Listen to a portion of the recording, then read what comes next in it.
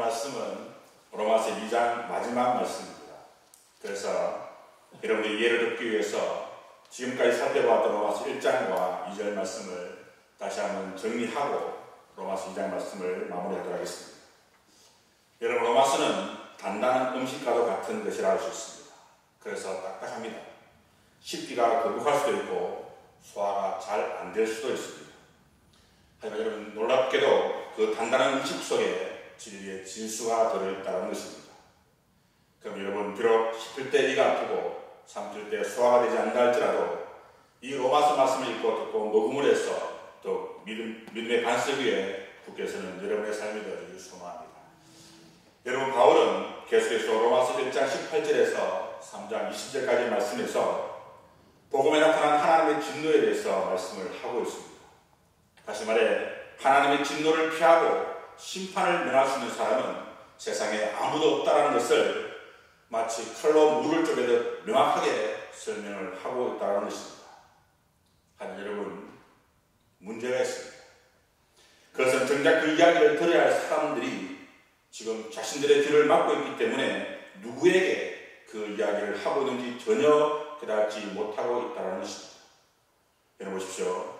1장 후반절 말씀에 보게 되면 이방인들이 어떻게 하나님의 진노 아래에 있는가를 설명할 때 유대인들은 바울의 논리에 맞장구를 쳤다는 것입니다.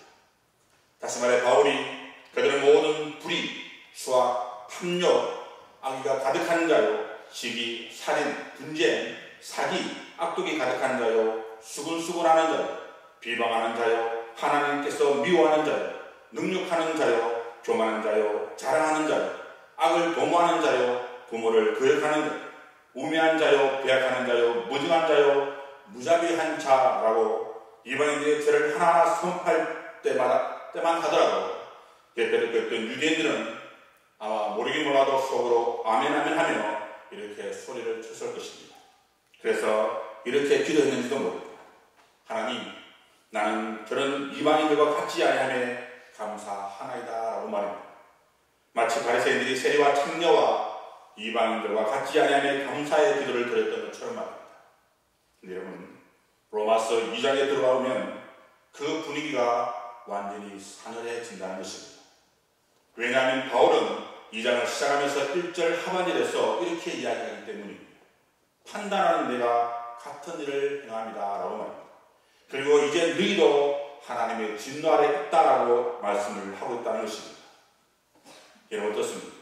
지금까지는 잘 경청하였고 자기들하고는 전혀 상관없는 이야기로 박수를 치며 옳소 하고 듣고 있던 그들에게 지금 바울은 그런 이방인들과 너희들이 똑같아라고 이야기를 하고 있으니 얼마나 큰 충격을 받은 것이겠습니까? 아마 모르긴 몰라도 머리를 아주 세게 맞은 것 같은 그러한 충격을 받았을 것입니다. 여러분, 로마서 2장 1절 말씀을 가만히 읽다 보면 어쩔 수 없이 생각나는 성경의 한 사건이 기억납니다. 그 이야기가 바로 다윗의 이야기입니다.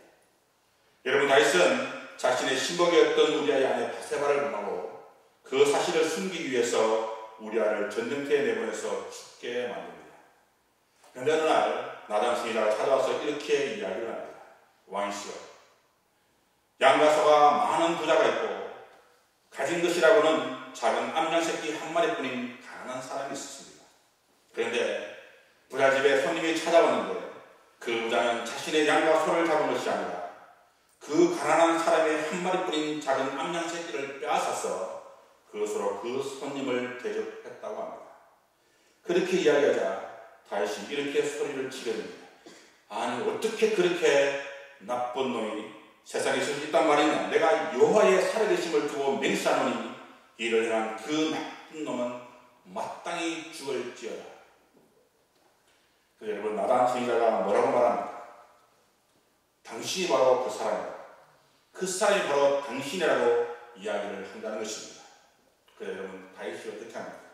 너무나 큰 충격으로 콧물 흘려가며 회개의 기도를 드렸다는 겁니다. 여러분, 아마 지금 유대인들이 받은 충격이 이보다 더하면 더했지 덜하지는 않았을 것이라는 겁니다. 여러분 한번 생각해 보시기 바랍니다. 지금 유대인들은 나는 저들과 같지 않음에 감사하나이다 라고 하면서 자신들을 세리나 창녀나 이방인들과 구별해서, 아니 구별함으로 영적으로 도덕적으로 우울감을 가졌던 사람들인데, 그런데 그런 그들을 향해 바울이 너희가 저런 이방인들과 전혀 다르지 않다라고 그렇게 이야기하고 있으니 얼마나 큰 충격을 받은 것이겠습니까? 여러분 보십시오. 2장 1절 말씀을 다시 한번 보시면, 그러므로 남을 판단하는 사람아 누구를 막론하고 내가 핑계하지 못할 것은 남을 판단하는 것으로 내가 너를 정죄하니 판단하는 내가 같은 일을 행함이라는 것입니다. 다시 말해 남을 판단하고 남을 정죄하는 것으로 자신들의 의의를 확인했던 사람들이 바로 그들이었다는 것입니다. 그리고 그 사람들이 바로 오늘 본문 17절에 등장하는 유대인이나 부인인데요. 다시 말해 이것은 당시의 이스라엘 백성들을 가리키는 말씀이라는 겁니다. 그다음에 여러분, 이스라엘 백성들이 가지고 있던 이 민족적 우월의식은 도대체 어디서 나온 것이겠습니까? 그것은 그들의 이름에서 알 수가 있습니다. 여러분, 사실 처음에는 유대인이라는 이름이 없었습니다. 그들의 공식 명칭은 이스라엘 사람이었습니다. 그런데 그것이 BC 722년에 북이스라엘이 아수르에서 멸망당하고 북쪽에 속했던 열지파는 완전히 사라지게 된다는 겁니다. 하지만 여러분, 지파는 사라질 수 있지만 사람들은 완전히 사라진 것이 아니었기 때문에 그 당시 아수르가 이주정책과 혼합정책을 사용하면서 그만 북이스라엘 민족은 혼혈인이 되어버렸던 것입니다. 말하자면 이방화되어 버렸던 것입니다. 그래서 이 때문에 선민의 명예로운 이름을 간직한 유다 지파는 남쪽에 있던 유다 지파만 남게 되었던 것입니다. 그래서 선민을 부를 때 이스라엘이라는 말 대신에 유다인 혹은 유대인이라고 부르게 되었던 것입니다. 또한 유대인이라는 이름에는 칭찬 혹은 찬송이라는 매우 아름다운 의미를 가지고 있는 그러한 이름입니다. 그래서 사실 이 이름에서 뜻하는 바와 같이 유대인들은 전 세계에서 가장 자랑스러운 혈통을 가진 민족이라 할 수가 있는 것입니다. 그래서 그들이 가졌던 우울감은 정말 대단했었습니다. 여러분, 오죽했으면 자기의 민족이 아닌 다른 모든 민족을 이방인으로 취급을 하고 그들을 지옥불에 뗄감 정도로 여겼다는 것입니다. 여러분, 전 세계 인구가 민족이 약 7,000개가 넘는데 말입니다. 그만큼 그들은 위대한 민족임을 과시하며 자부심을 가지고 살았던 것입니다. 또한 하나님께서는 많은 민족 가운데 유일하게 이스라엘 민족만을 선택하여 주셨다는 것입니다. 그리고 그들에게 예수 그리스도를 보내주시겠다는 약속과 함께 그분을 통해 온 세계가 복을 받도록 해주시겠다는 약속도 함께 주셨던 것입니다. 여러분 어떻습니까? 이 정도로 하나님께 보장을 받은 백성이라면 대단한 축복을 받은 것이면 틀림이 없는 것입니다. 그렇기 때문에 그들이 커다란 긍지와 자부심을 가지는 것은 어떤 면에서는 전혀 지나치지 않았다는 것입니다. 하지만 문제는 그들이 그 우울감으로 인해 전혀 잘못된 길로 걷고 말았다는 겁니다. 다시 말해서 세상 사람 다 멸망해도 자기 민족만은 구원을 받을 수 있다는 식의 어처구니 없는 교만으로 빠지게 되었던 것입니다. 하지만 여러분, 이것은 그들이 바로 역할과 지위를 혼동했기 때문에 나타난 현상이라는 것입니다. 다시 말해 하나님께서 그들을 선민으로 삼으신 것은 그들에게 특별한 역할을 맡기시기 위해서 그들을 선택하여 부르셨던 것입니다. 다시 말해 하나님께서는 이스라엘을 제사장의 나라로 삼아서 이방 민족과 하나님 사이에서 중보자적 역할을 감당하여서 그들을 하나님께로 인도하도록 하기 위해서 그들을 선민으로 선택하여 주셨던 것입니다. 그런데 지금 이스라엘 민족은 그러한 역할에 대해서는 관심이 잘 없으면서 오직 자신들만이 선민이 된 것을 어떤 특별한 지위를 받은 것으로 오해를 하였다는 것입니다. 그래서 그 결과로 그들은 유대인이라는 이유만으로 마치 구원의 문제도 다 해결될 것이냐 그렇게 심각한 오해를 하였던 것입니다. 따라서 자연히 그들의 신앙 또한 형식적인 신앙으로 기복적인 신앙으로 빠질 수밖에 없었던 것입니다. 여러분, 저는 오늘 말씀을 준비하면서 참으로 부끄러운 생각이 들었습니다. 왜냐하면 지금의 우리들의 삶이 그 당시에 유대인들의 삶과 별반 다르지 않기 때문입니다. 여전히 형식적이고 여전히 기복적인 신앙입니다. 교회에 나온다는 이유만으로 내가 예수를 믿고 있다는 생각만으로 우리는 우리가 구원을 다 이룬 것처럼 그렇게 생각을 한다는 겁니다. 하지만 여러분, 오늘 바울은 말합니다. 결코 그렇지 않다고 말합니다. 다시 말해 바울은 이방인들보다 더 악한 죄를 가지고 있는 것이 바로 유대인이라고 지금 우리들이라고 지적을 하고 있다는 것입니다. 그럼 여러분, 지금 이 시간 유대인들의 죄가 무엇이며 왜 그들이 하나님 앞에서 무슨 죄인이 되는지를 살펴보므로 지금 우리들의 삶을 다시 한번 되돌아보는 그런 귀한 시간이 되기를 원합니다. 그래서 비록 오늘 말씀이 간단해서 쉽기 힘들고 소화하기가 너무나 힘든 말씀이랄지라도 말씀을 깊이 묵상함으로 무늬만 그리스도인이 아닌 진정한 그리스도인으로 거듭나는 여러분의 삶이 되어주기를 간절히 소망합니다. 그럼 여러분, 오늘 본문에 나타나 있는 유대인들의 치명적인 문제점이 무엇이겠습니까? 그래서 먼저 17절 말씀입니다. 우리 17절 말씀을 다시 한번 읽어보기 원합니다. 17절 말씀을 함께 읽겠습니다. 시작. 유대인이라 불리는 내가 율법을 의지하며 하나님을 자랑합니다. 여러분 어떻습니까? 혹 어떤 심각한 문제점이 발견되십니까? 천천히 다시 한번 보시기 바랍니다. 유대인이라 불리는 내가, 다시 말해 이 말씀은 유대인의 그 우울성을 꼬집어 이야기하고 있는 것입니다. 또한 율법을 의지하며 이 말씀 또한 율법을 자신들의 삶의 기초와 근거로 두고 그 위에 소망을 보고 살아가는 그들의 삶을 꼬집어 이야기하고 있는 말씀이라는 겁니다. 그리고 마지막으로 하나님을 자랑하며 라는 말씀 또한 우리가 마치 그렇게 살아가야 할 것처럼 생각되어지는 말씀이지만 사실 이 말씀 또한 하나님은 오직 유대인만의 하나님이라고 자부하는 그들의 독선을 꼬집어 이야기하고 있는 그런 말씀이라는 것입니다.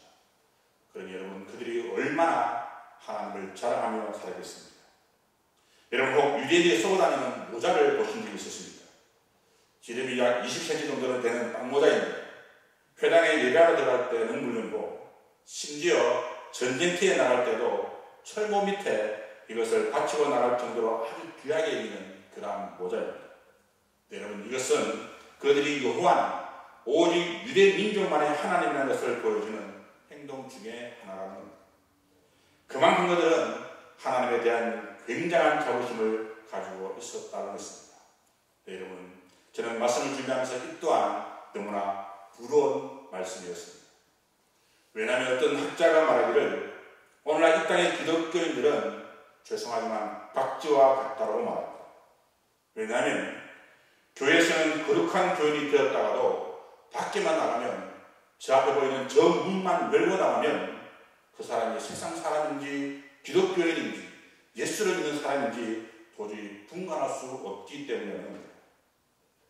여러분 어떻습니까? 물론 명예로운 이름을 얻는다는 것, 그리고 그리스도인이요 기독교인이라는 이름을 얻는다는 것은 틀림없이 자랑스러운 그러한 일이며 축하받아 마땅할 일일 겁니다. 하지만 여러분, 거기에 따른 책임 또한 매우 크다라는 사실입니다. 그래서 예수님께서도 우리들을 향해서 선생되지 말 것을 그렇게 말씀을 하셨던 것입니다. 그럼 여러분, 헛된 명예에 마음을 빼앗기지 마시고 비록 그 명예를 얻지 못한다 할지라도 마치 얻은 자처럼 생각과 언어와 행실을 거룩하고 정결하게 그렇게 해야 할 것입니다. 이런 것이 본문으로 돌아가면 18절 말씀을 보면 유대인들은 율법의 교훈을 받아서 하나님의 뜻을 안다고까지 이야기합니다. 그리고 지극히 선한 것이 무엇인지도 분간할 수 있다고 말합니다. 여러분 어떻습니까? 참으로 대단하지 않습니까? 어떻게 율법의 교훈을 통해서 하나님의 뜻과 지극히 선한 것이 무엇인지를 분간할 수가 있는 것이겠습니까? 그런데 그들은 율법을 통해 그 모든 것을 알고 지극히 선한 것이 무엇인지도 분간할 수 있었다는 것입니다. 여러분, 여기서 우리는 한 가지 중요한 사실을 깨닫게 된다는 겁니다. 그것은 하나님의 백성이 된 우리 삶 또한 성경을 통해서 하나님의 뜻을 알고 지극히 선한 것이 무엇인지 분간할 수 있어야 한다는 것입니다. 왜 그렇습니까? 성경은 율법과 마찬가지로 거룩한 하나님의 말씀이기 때문입니다. 그래서 그 속에는 하나님의 진리가 숨겨져 있습니다. 자, 여러분, 성경을 읽을 때 우리가 하나님의 뜻을 알 수 있습니다. 성경을 읽을 때 하나님께서 원하시는 가장 선한 것이 무엇인지도 우리가 분간하게 된다는 것입니다. 여러분, 망망대해를 향하는 배가 아무것도 보이지 않는데 어떻게 방향을 잡고 자기가 원하는 목적지로 갈 수가 있는 것이겠습니까? 그것은 그 배에 나침판이 있기 때문입니다. 마찬가지로 우리가 어떻게 하나님께서 원하시는 그러한 선한 것을 분간할 수 있는 것이겠습니까? 그것은 우리에게는 나침반과 같은 성경이 있기 때문입니다. 그럼 우리는 늘 기도와 함께 성경을 읽고 배우는 일에 최선을 다해야 하는 것입니다. 그래서 그 유대인들은 이러한 율법을 통해서 하나님의 뜻을 알았고 지극히 선한 것이 무엇인지 분간하며 살았기 때문에 19절 말씀에서 보면 맹인의 길을 인도하는 자라고 자신있게 이야기를 할 수 있었던 것입니다. 다시 말해 가이드가 되었다는 겁니다. 여러분, 가이드가 무엇을 하는 사람입니까? 가이드는 아무것도 알지 못할 때 다른 길로 인도해주는 사람들이 바로 가이드입니다. 그런데 지금 유대인들이 바로 그러한 가이드라고 자신있게 이야기하는 것입니다. 그것도 명인들을 인도하는 그러한 가이드라고 말합니다. 여러분, 여기서 말하는 이 명인은 또한 누구를 가리키는 것이겠습니까? 그들이 바로 이방인들을 가리킨다는 겁니다. 왜냐하면 그들에게는 율법이 없기 때문에 진리에 있어서는 명인이기 때문입니다. 그래서 어디로 가야 할지 무엇을 해야 할지 전혀 알지 못하기 때문에 율법을 잘 아는 자신들이 바로 그들의 가이드라고 이야기를 하고 있는 것입니다. 또한 그들은 어둠 속에 있는 자의 빛이라고 이야기하고 있습니다. 여러분, 이 말씀 또한 같은 맥락의 말씀입니다. 여러분, 어떻습니까? 정말 참으로 대단하지 않습니까? 이 모든 것이 바로 하나님께서 유대인들에게만 율법을 주셨고 그 율법을 배울 수 있는 특권을 주셨기 때문입니다. 로마 3장 1절과 2절 말씀에 보면 이렇게 기록되어 있습니다. 그런즉 유대인의 나음이 무엇이며 할례의 유익이 무엇이냐? 범사에 많으니 우선은 그들이 하나님의 말씀을 맡아 스미니라. 다시 말해 그들에게 특별히 우월할 점이 있다면 그들이 바로 하나님의 말씀을 맡았기 때문이라는 것입니다. 그래서 여러분, 하나님의 율법을 가졌다는 것은 정말 굉장히 큰 특권입니다. 신명기 4장 6절 말씀에 보게 되면 이스라엘 백성이 하나님의 율법을 수행한 것만으로도 지혜로운 민족이라고 그렇게 예언되어 나가 있습니다. 화면으로 보세요. 제가 알려드리겠습니다. 너희는 지켜야 하라. 이것이 여러 민족 앞에서 너희의 지혜요 너희의 지식이라. 그들이 이 모든 규례를 듣고 이르기를 이 큰 나라 사람은 과연 지혜와 지식이 있는 백성이로다. 여러분, 어떻습니까? 그만큼 유대인들은 율법으로 인해 하나님께 받은 은혜가 매우 컸다는 것입니다. 다른 말로 하면 하나님의 은혜가 컸던 만큼 유대인들의 우월의식 또한 매우 컸다는 것입니다. 그래서 그들은 맹인들의 길을 인도하는 인도자고 어둠에 있는 자의 빛이고 어리석은 자들의 교사였고 어린 아이의 선생이라고 스스로 믿었던 것입니다. 여러분, 이 말씀은 어떤 면에서는 전혀 잘못된 말씀이 아닙니다. 왜냐하면 우리가 바로 그러한 맹인의 세상을 바른 길로 인도해야 할 인도자들이기 때문입니다. 그리고 어둠에 비치고 어리석은 자들의 교사이며 어린아이들의 선생이 되기 때문입니다. 참 여러분, 무엇이 문제가 되는 것이겠습니까? 그것은 그들이 스스로 교사라고 자칭하면서 다시 말해 남을 가르치기를 원하면서도 정작 자신들은 전혀 그러한 삶을 살지 않았다는 것입니다. 그래서 바울은 오늘 보면 21절에서 23절의 말씀에서 네 가지 질문을 통해서 유대인들의 잘못을 꾸짖고 있습니다. 먼저는 다른 사람을 가르치는 내가 왜 자기 자신은 가르치지 않냐는 겁니다. 여러분, 얼마나 무섭고 날카로운 책망입니다. 마태복음 23장 3절 말씀에 보면 그러므로 무엇이든지 그들이 말하는 말을 행하고 지키되 그들이 하는 행위를 본받지 말라. 그들은 말만 하고 행하지 아니한다라는 겁니다. 여러분, 무슨 말씀입니까? 율법을 가지고 다른 사람을 가르치고 다른 사람의 교훈을 하지만 정작 자기 자신은 가르치지 않고 그렇게 행하지 않는다는 겁니다. 다시 말해 실천하지 않는다라는 사실입니다. 그리고 두 번째는 도둑질하지 말라 선포하는 내가 도둑질하느냐는 겁니다. 여러분, 이것은 그들이 십계명의 제8계명을 지키지 않았던 겁니다. 문제는 그들이 도둑질이 제8계명에 저촉되는 일임을 알고도 그 없이 남의 것을 훔쳤다는 것입니다. 물론 저는 그들이 어떤 도둑질을 했는지는 알 수는 없습니다. 다만 한 가지 유대인들이 지난 수세기 동안 고리대금으로 악명을 떨쳤던 민족이었다는 점을 감안한다면 그들은 아마 상술과 금전용으로 인해 인정 사정 없이 재물을 걸고 모았을 것이라는 겁니다. 여러분, 섹스피어가 쓴 베니스 상인에 나오는 사일록과 같은 인물이 바로 그러한 사람입니다. 그래서 그러한 의미에서 유대인들은 하나님 앞에서 직간접적으로 도덕질을 자행하는 사람으로 취급되었던 것입니다. 그리고 세 번째는 간음하지 말라 말하는 데가 간음을 하였다는 것입니다. 물론 이 말씀 또한 그럴때 말씀이었기 때문에 정확히 어떤 간음을 했는지는 알 수는 없습니다. 하지만 구약 성경이나 유대 랍비들의 기록에 의하면 그들은 우상 숭배를 하면서 성적으로 얼마나 타락했는지를 잘 보여주고 있다는 것입니다. 바꾸어 말하면 간음죄가 제7계명인데 간음하지 말라 가르치면서 오히려 그들은 은밀한 중에 그렇게 간음을 하였다는 것입니다. 그리고 네 번째는 우상을 가지고 여기는 데가 신전 물건을 도둑질하느냐라는 겁니다. 여러분, 여기서 말하는 신전은 하나님의 성전을 가리키는 것이 아니라 이방 우상들을 섬기는 그런 신전을 뜻하는 말입니다. 그런데 여러분, 놀랍게도 인류 역사상 유대인만큼 우상 숭배, 천부적인 소리를 가졌던 일도 드물 것입니다. 왜냐하면 그들은 평소에는 하나님을 잘 섬기다가도 조금의 여유만 생기면 우상 쪽으로 눈길을 돌렸기 때문입니다. 여러분, 이것은 구약에 기록되어 있는 유대 민족의 종교 역사를 보면 너무나 잘 알 수 있는 그러한 문제입니다. 그 좋은 예가 우리가 이미 잘 알고 있는 것처럼 유대 민족은 우상 숭배로 인해서 하나님 앞에 무서운 형벌을 받아서 바벨론의 포로로 잡혀간다는 것입니다. 그래서 그곳에서 70년에서 80년 동안 엄청난 고난과 연단을 받아야만 했습니다. 그래서 어떻게 되었습니까? 그들은 그러한 고난을 통해서 포로에서 해방되어 귀환했던 주전 538년부터 바울이 로마서를 기록할 당시까지 600년 동안 한 번도 우상 숭배를 하지 않았다고 합니다. 그래서 오늘 본문에서 바울은 유대인들을 향해서 우상을 가증히 여겼다라고 그렇게 인정을 해 주었던 겁니다. 문제는 그러한 외형적인 모습과는 달리 그들은 돈을 벌 수 있는 일이라면 신전에 들어가 우상을 훔쳐서라도 팔아먹었다는 겁니다. 다시 말해서 직접 우상 숭배는 하지 않았지만 이방인들에게 우상 숭배에 필요한 물건을 팔아서라도 그들은 돈벌이 하는데 열을 올렸던 겁니다. 여러분, 이것이 무슨 차이겠습니까? 우상을 가정이 이겼다는 그 이유만으로 우리가 이 모든 것을 이해하고 넘어가야 하는 것이겠습니다.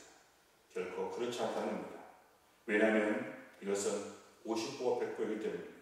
다시 말해 다를 것이 하나도 없기 때문입니다. 여러분, 더 심각한 것은 여기 나오는 도둑질이나 간음, 그리고 신전 물건을 훔쳐서 팔아먹는 것 등의 죄악들은 빙산의 일각이라는 겁니다. 왜냐하면 그들은 그 외에도 온갖 가증한 죄악들을 거침없이 행했기 때문입니다. 그래서 그 결과로 어떻게 되었습니까? 23절과 24절 말씀입니다. 율법을 자랑하는 내가 율법을 음함으로 하나님을 욕되게 하느냐. 기록된 바와 같이 하나님의 이름이 너희 때문에 이방인 중에서 모독을 받았다고 하는 것입니다. 여러분, 어떻습니까? 그들은 율법을 자랑하고 가르치면서 오히려 그들은 율법을 범했고 율법을 어겼다는 것입니다. 그래서 그것 때문에 하나님께서는 이방인 중에서 모독을 받게 되었던 것입니다. 여러분, 이 얼마나 무서운 말씀인 것이겠습니까? 너희 때문에 내가 모독을 받았다는 겁니다. 다시 말해 도저히 용서받지 못할 죄를 그들이 저질렀던 것입니다. 그럼 여러분, 왜 그렇게 된 것이겠습니까? 그것은 그들이 일만 열면 하나님이니 율법이니 예수님이니 교인이 하면서 전혀 그러한 삶을 살지 못했기 때문입니다. 다른 말로 하면 그들은 종교적 윗선에 빠져 있었던 것입니다. 그래서 겉으로는 착한 척하고 겉으로는 거룩한 척하고 겉으로는 하나님을 위한 척하지만 실상은 전혀 그러한 삶을 살지 못했다는 것입니다. 근데 여러분, 이러한 모습이 과연 그 당시 유대인들에게만 나타난 그러한 모습이었습니다. 문제는 그렇지 않다는 겁니다. 우리 또한 자유롭지 않습니다. 물론 오늘날 세상에는 도둑질, 간음, 우상 숭배와 같은 죄들은 흔히 볼 수 있는 말 그대로 흔한 죄라고 그렇게 취급될 수 있는 죄들입니다. 다르게 이야기하면 우리 또한 그러한 죄를 범하기가 매우 쉬운 그러한 죄일 수 있다는 겁니다.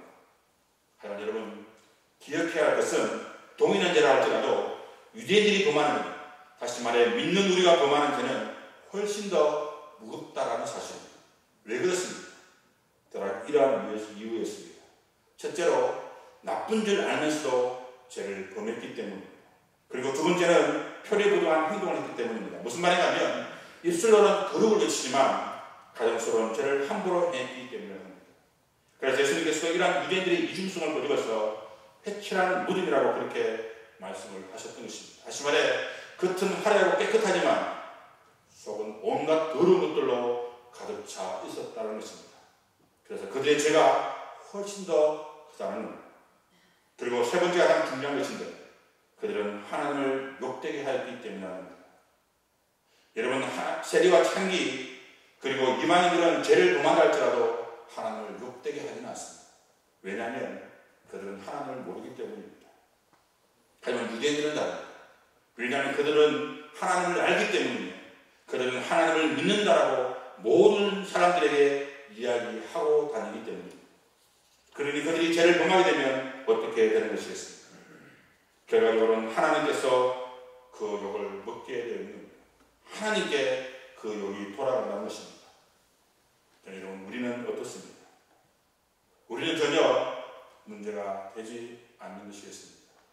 얼마 전에 한국기독교윤리실천위원회에서 우리나라의 사람들을 대상으로 종교 신뢰도를 조사한 적이 있었습니다. 근데 그 결과가 천주교는 30%고 불교는 26.2%고 그리고 기독교는 18.9%가 나왔습니다.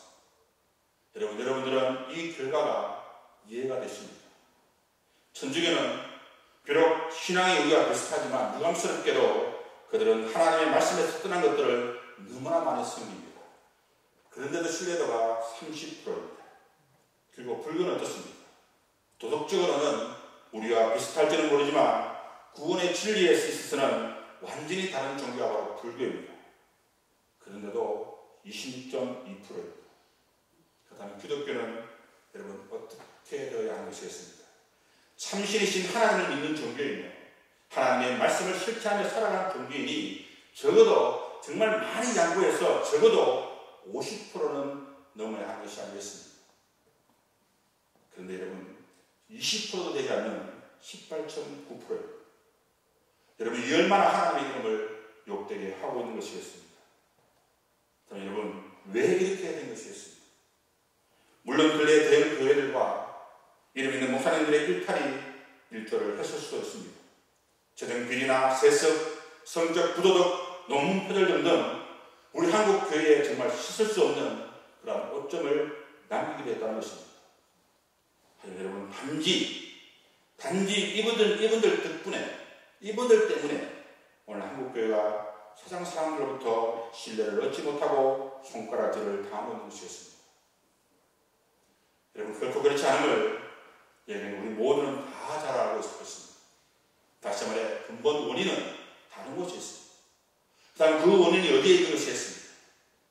여러분 오늘 많은 사람들은 한국교회가 이렇게 된 원인을 평가할 때 교회가 성장 지상주의에 빠져있기 때문에 이렇게 된 것이라고 평가를 합니다. 다시 말해 교회의 형편과 지역은 고려하지 아니하고 교회의 확장과 크기 그리고 모양만 잘 갖추고 있으면 얼마든지 많은 사람들이 올 것이라고 그렇게 생각을 했다는 것입니다. 하지만 여러분 그렇게 지었던 사랑의 교회가 그렇게 세습을 했던 능선교회가 어떻게 되었습니까? 세상 사람들로부터 손가락질을 받았습니다. 아니 그들을 통해서 하나님이 대신 욕을 먹으셨다는 겁니다. 여러분 이 땅의 교회들이 어떤 교회가 되어야 하는 것이겠습니까? 우리가 너무나 잘 알고 있는 것처럼 여러분 교회는 거룩한 교회가 되어야 합니다. 그리고 건강한 교회가 되어야 합니다. 그리고 세상의 빛과 소금의 역할을 감당하는 그러한 교회가 되어야 한다는 겁니다. 그리고 무엇보다도 하나님의 지상 능력이 하나님 나라를 이 땅에 세워가는 그러한 일에 최선을 다하는 그러한 교회가 교회다운 교회라는 겁니다. 하지만 한국교회는 그러한 하나님의 뜻과는 너무나 다른 모습을 지금 하고 있습니다. 다시 말해 세상의 빛이 되어야 할 교회가 물량주의에 물들어 있다는 겁니다. 그래서 무조건 크면 성공한 것이고 요즘 시대에 맞게 편의시설이 잘 갖춰져 있으면 성공한 것으로 그렇게 착각을 합니다. 그래서 모든 초점을 교회를 어떻게 하면 크게 어떻게 하면 편리하게 그렇게 꾸밀까에만 관심을 가집니다. 물론 교회를 크게 짓고 교회를 편리하게 예쁘게 꾸미는 것이 무엇이 문제가 되겠습니까? 하지만 여러분, 그렇게 되면 교회는 커지고 편의시설이 잘 갖춰져서 사람들이 보기에는 좋을 줄 모르지만 교회가 교회되기 위한 근본 목적에서는 점점 멀어져 간다는 사실입니다. 물론 목자는 교회를 그렇게 잘 만들어 놓고 그 다음에 하나님의 뜻을 세워나가면 더 좋은 것이 아니겠냐고 반문할지도 모릅니다. 문제는 성경 어디에서도 그렇게 하라는 말씀이 없으시다는 겁니다. 다시 말해서 그것은 단지 사람들의 생각일 뿐이라는 겁니다.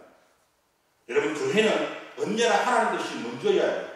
그리고 그렇게 할 때 교회가 교회되고 성도가 성도되는 겁니다. 여러분, 우리가 너무나 잘 알고 있는 말씀이 있지 않습니까? 마태복음 7장 21절 말씀을 보면 이렇게 적혀져 있습니다. 나더러 주여 주여 하는 자마다 천국에 들어갈 것이 아니요 다만 하늘에 계신 내 아버지의 뜻대로 행하는 자라야 들어가리라 라고 말합니다. 여러분, 나더러 주여 주여 하는 자마다 천국에 들어갈 것이 아니라 아버지의 뜻대로 행하는 자라야 들어갈 수 있는 것이 바로 천국입니다. 다시 말해, 언제나 하나님의 뜻이 먼저여야 하며 언제나 그 뜻에 순종하는 자만이 천국에 들어갈 수가 있다는 것입니다. 근데 여러분, 더 놀라운 말씀이 있습니다. 그것은 마태복음 7장 21절 말씀의 전후를 자세히 살펴보면 이러한 내용이 있습니다. 선지자의 노릇을 하는 아주 귀한 직분을 가진 사람이, 아니 그러한 사람일지라도 위선자는 천국에 들어가지 못한다는 겁니다. 귀신을 내어쫓고 많은 권능을 향한 특별한 은사를 가진 그러한 사람일지라도 위선자는, 거짓된 자는 도무지 알지 못하니 불법을 행하는 자들아 내게서 떠나가라고 그렇게 말씀하고 계시다는 것입니다. 여러분, 어떻습니까?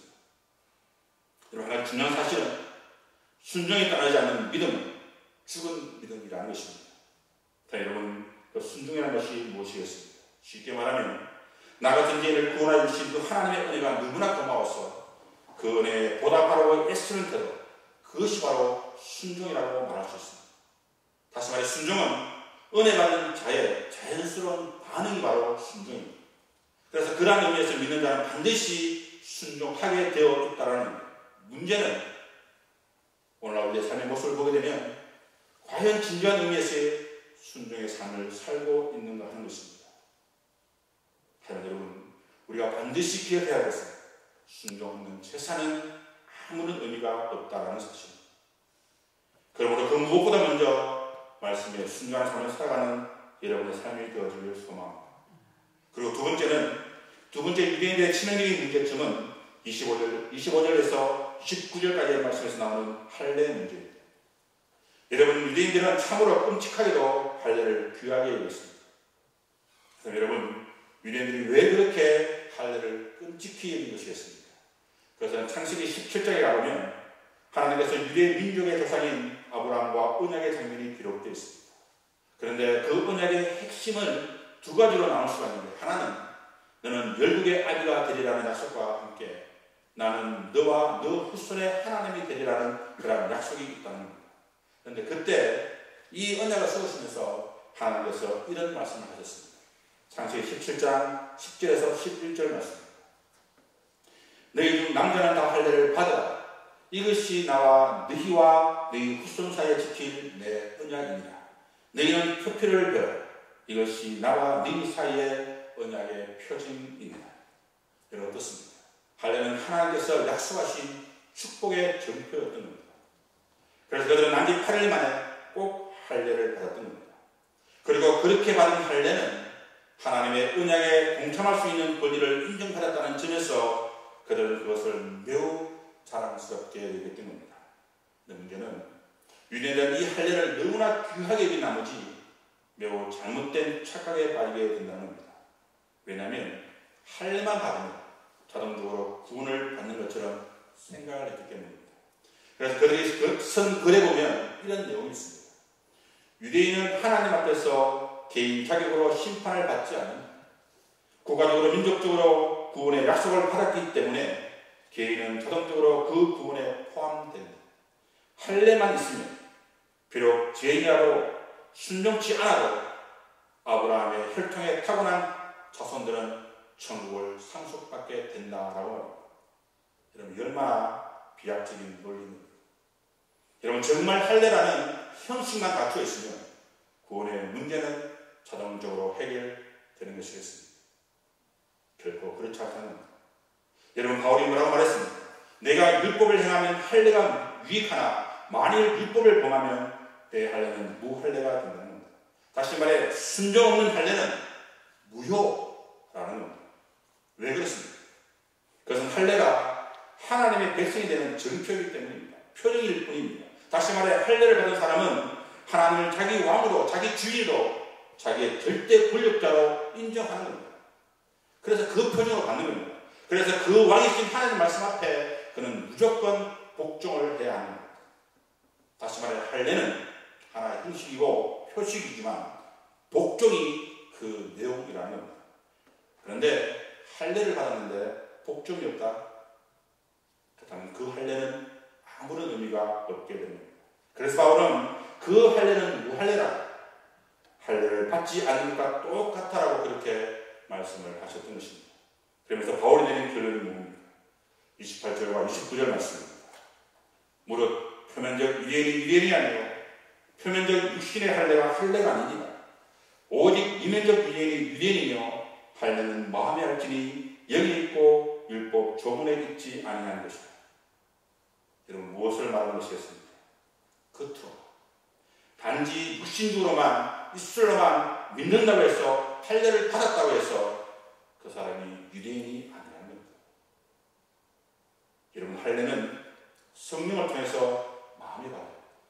그리고 그렇게 할 때 그 사람이 새 사람이 되는 것이며 그 사람이 진정 하나님으로부터 칭찬을 받게 됩니다.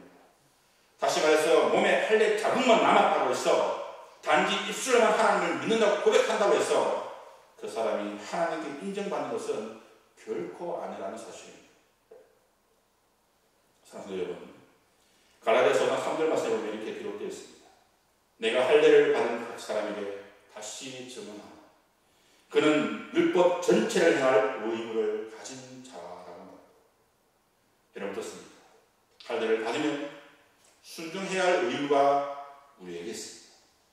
내가 예수 그리스도를 믿는다 고백하면 내가 하나님의 말씀에 온전히 순종해야 할 그러한 의무가 우리에게 있다는 겁니다. 그런데 유대인들은 그러한 순종의 책임을 다하지 않았습니다. 문제는 우리 또한 마찬가지라는 겁니다. 단지 믿는다는 고백만으로, 교회에 나온다는 이유만으로 구원을 받을 수는 없다는 겁니다. 여러분, 하나님은 우리의 마음을 원합니다. 시편 51편 6절 말씀에 보면 중심이 진실함을 원하신다고 분명하게 말씀을 하고 계시다는 겁니다. 그럼 여러분, 비록 온전히 실천하지 못해도, 그래서 어떤 때에는 유선자가 되기도 하고, 또 어떤 때에는 형식주의자가 되기도 하고, 또 어떤 때에는 자신의 잘못을 변호하라고 이런저런 핑계를 대기도 하지만, 여러분, 그 모든 모습보다 단 하나 진실된 마음, 그래서 내가 죄인이라는 사실을 회개하며 하나님을 더욱 사랑하고 이웃을 맨몸같이 사랑하면서 말씀대로 살아가는 삶, 여러분, 그것이 바로 이 시대에 우리들이 살아야 할 그런 삶입니다. 하나님께서 원하시는 삶은 우리의 생각과 판단대로 살아가는 삶이 아니라 오직 말씀에 순종하여서 그 말씀대로 하나님께서 원하시는 그런 삶을 살아가고 우리에게 말씀하고 있다는 사실입니다. 그럼 여러분, 매일매일 삶의 현장에서 오직 하나님께 영광만 드러내고 최선을 다해서 말씀에 순종함으로 이 시대 하나님께서 원하시는 정말 참 신자의 삶을 살아가는 그런 여러분의 삶들이 다 되어지기를 간절히 소망합니다. 기도하겠습니다.